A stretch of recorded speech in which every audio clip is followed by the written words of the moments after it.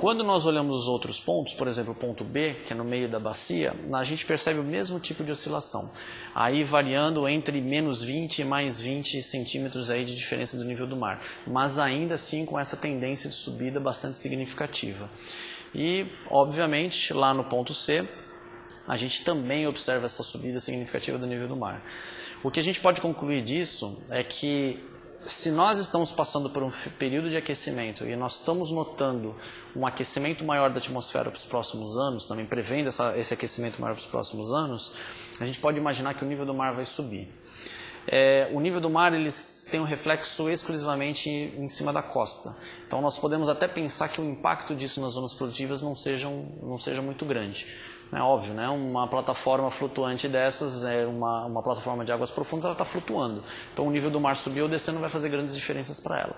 Mas faz diferença sim, principalmente em relação à posição da corrente do Brasil, aonde ela vai se localizar e como ela vai influenciar o clima, e também nas operações de costa, na logística. Se eu tenho um impacto muito significativo da elevação do nível do mar nas zonas portuárias, isso vai se refletir também nas operações. Quando a gente olha, esse gráfico é um pouquinho diferente da gente dar uma analisada, quando a gente olha ao longo dos anos e também ao longo das latitudes, por que isso? Nós estamos pegando a metade da Bacia de Santos, uma posição na metade, e olhando a como que a temperatura se propaga até o centro do Atlântico e ao longo dos anos. A gente percebe uma alternância de cores entre vermelho e azul, onde o vermelho são águas mais quentes, aí por volta de 26, 27 graus, e que vão refletir em aumentos do nível do mar aí da ordem de 20 centímetros. E o azul ali são zonas mais frias, né? São os invernos, onde a gente tem uma diminuição do nível do mar em decorrência também da diminuição da temperatura e também por volta dos 20 centímetros. E o que mais interessa para a gente é que quando nós olhamos esses ciclos, nós percebemos que eles ocorrem em períodos de 7 anos e meio. Ou seja, a cada 7 anos e meio nós temos uma baixa, uma diminuição do nível do mar causado por um esfriamento, por uma contração.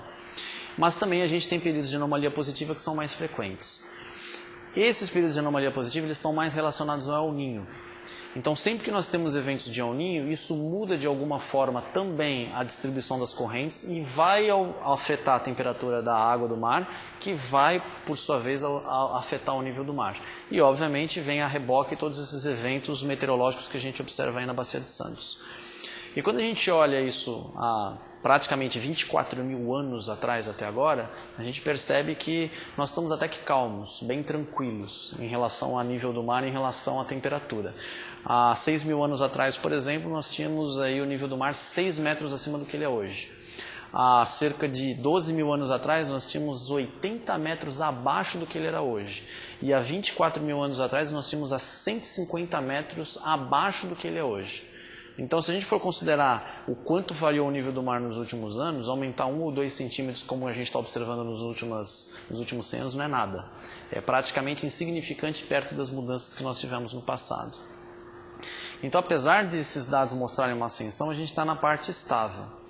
E aí é uma controvérsia, principalmente entre alguns pesquisadores que acham que o nível do mar ainda vai subir mais 6 metros e outros que acham que não.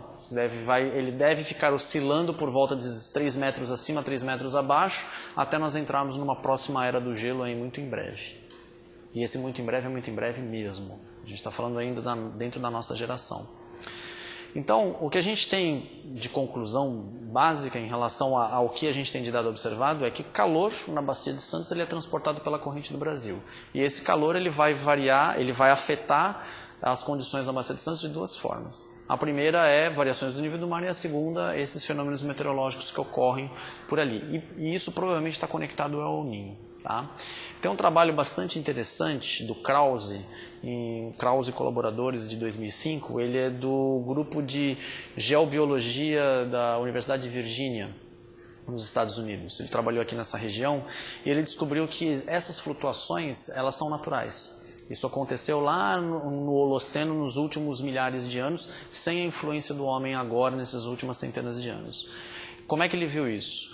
Ele basicamente descobriu que a ressurgência, ou seja, o aparecimento de águas mais profundas na costa brasileira, ela está associado exatamente com essa dinâmica da corrente do Brasil.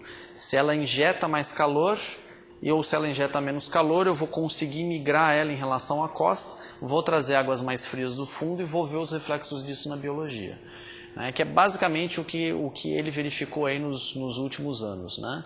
Esses dois movimentos, né? A água subindo em relação à ressurgência costeira e a água se afastando da costa. Esses efeitos, eles principalmente têm a ver não só com a corrente do Brasil, mas também com a quantidade de água doce que deságua do continente até o oceano. E isso vai alterar também a salinidade e, com consequência, vai alterar a circulação. Então, quando a gente olha no trabalho dele, os últimos 7.000 anos, a gente vê que praticamente a costa do Brasil passou aí quase 5.000 anos em uma condição extremamente estável, bem tranquila, sem grandes oscilações de temperatura na costa. Passou por um período de alta produtividade primária aí por volta de 700 anos atrás. Isso significa essa alta produtividade, que houve um aumento da temperatura e de repente caiu aí numa estabilidade de mais 400, 500 anos. Dos últimos 100 anos, 150 anos até agora, a gente está vendo alta produtividade de novo. Significa que a costa está reagindo a um aumento de temperatura que vem desses últimos 150 anos até agora. E esses períodos de oscilação, eles são naturais. A gente não tem nada, não vamos falar de mudança climática global causada pelo homem aqui. A gente está falando de 7.000 anos, 10.000 anos atrás. Né? Mas então, o que tem a ver? Né? Qual é a relação, o que causa essas variações climáticas? É a própria Terra? Não. Na verdade, é a principal fonte de energia da Terra, o Sol. A gente sabe que, por exemplo, 2.000 anos atrás até agora, os chineses já olhavam as manchas solares e calculavam a aparência dessas manchas solares. No período da Renascença, vários cientistas fizeram a mesma coisa. Então nós temos um registro aí de praticamente 3.000, 4.000 anos de registros de atividade solar muito bem detalhados. Basicamente, aí nos últimos 400 anos, eles são extremamente bem detalhados a ponto de eu conseguir dizer em qual ano, quantas manchas solares e qual o número delas e aonde elas se localizavam no Sol.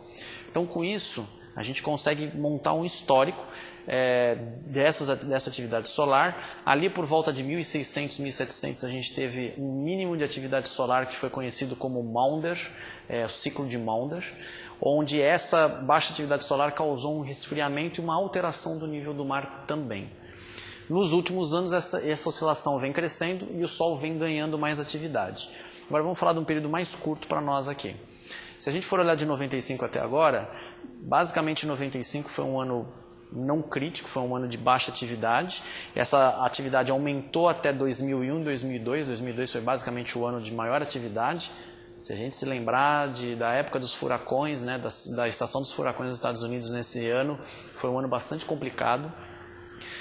2003, 2004, 2005, uma diminuição da atividade, mas ainda assim a atmosfera se organizando em relação a isso, até que entrou 2006, 2007, 2008, baixa atividade solar, que coincide exatamente com uma diminuição desses fenômenos e também um esfriamento. Né? A gente percebe que o inverno de 2007 nos dois hemisférios foi o inverno mais rigoroso dos últimos 50 anos. Nós entramos agora num período de atividade solar em 2008, 2009 nós passamos ainda intacto, mas começou a aumentar no último ano, no finalzinho de 2009 até agora, de forma bastante intensa. Coincidentemente ou não, o pico de atividade solar deste ciclo, que é o número 24, é 2012. Finalzinho de 2012, início de 2013 é o máximo de atividade solar, que coincide com todas aquelas previsões catastróficas por aí, né? Então a gente só espera que isso daí não aconteça. Qual é a influência exata disso? Bom, quando a gente olha aqui no Atlântico Sul, essa figurinha ela é bastante interessante porque ela mostra o que a gente chama de cone de dispersão. Conforme você tem uma alteração na temperatura superficial do mar, você muda a posição que os ciclones passam e migram. Um ciclone nada mais é do que baixa pressão atmosférica na superfície. Essa baixa pressão atmosférica faz com que o ar circule aqui no hemisfério sul no sentido horário. Quando ela encontra a superfície do oceano quente, ela ganha energia na forma de umidade, o ar sobe e começa a formar células de circulação, células convectivas. Essas células convectivas, conforme a velocidade e o gradiente de temperatura e de pressão, faz com que formem ciclones mais fortes ou mais fracos, e isso pode causar um impacto grande na Bacia de Santos, por exemplo. Essas setinhas azuis mostram o caminho preferencial dos ciclones aqui no hemisfério sul. Então nós temos ali uma faixa ali ao redor de mais ou menos 60 graus sul, que são os ciclones que migram através dos ventos de deriva oeste, e outros ali mais próximos da Argentina, né, da costa da Argentina, que são os ciclones que atingem a costa do Brasil. Coincidentemente, a grande maioria dos ciclones destrutivos, que são aqueles que são mais fortes e que atingem de forma mais intensa a costa do Brasil, são formados onde? Na Argentina. Eles são formados na costa da Argentina. Chegou por Buenos Aires, passou uma baixa pressão e encostou no oceano, ele vai se tornar provavelmente um ciclone bastante perigoso para nós. Justamente por isso, existe uma indução que a gente chama de swell, né, que são as ondas de sudeste e de sul causadas por esses ciclones, que são aqui que tem a maior impacto na questão logística e na questão de operação aí das plataformas de petróleo. Quando você tem um ciclone desses com ondas de 7, 8 metros, praticamente inviabiliza você fazer qualquer tipo de operação nas plataformas, né? É por isso que o Brasil, de um tempo para cá, tem observado com muito cuidado essas regiões de ciclogênios, onde os ciclones são formados ali na costa da Argentina. Se formou um ciclone ali, a gente tem que manter o olho nele para saber para onde ele está indo e qual a atividade que ele pode fazer, que ele pode causar para a gente.